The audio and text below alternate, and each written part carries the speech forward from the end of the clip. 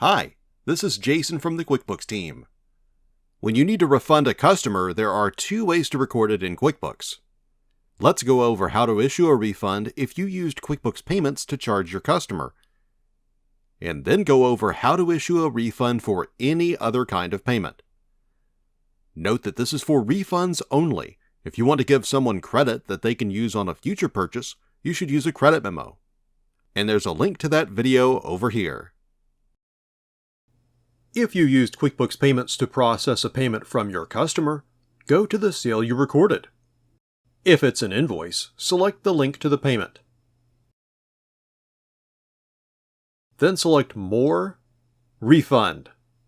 Note, if it's a sales receipt, just select More and Refund right from the sales receipt. Select Yes, Refund Payment. QuickBooks fills out a refund receipt for you based on the original sale. Confirm the information. Select Save and Send if you want to email it to your customer, or choose another save option if you don't. Select OK. If you received a payment in any other way, select New, Refund Receipt.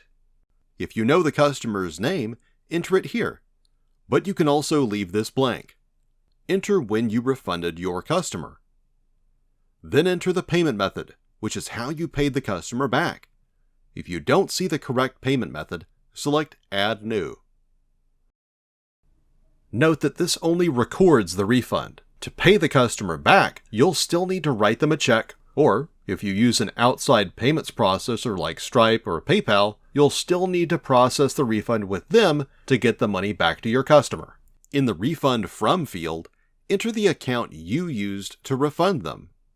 This will usually be a bank account. If you wrote them a check, you can enter a handwritten check number, or print it later if you want QuickBooks to print it for you. If you need help with that, see the link at the end of this video. Next, enter the product or service you refunded them for, then the dollar amount. If this is a taxable product, QuickBooks will also include sales tax.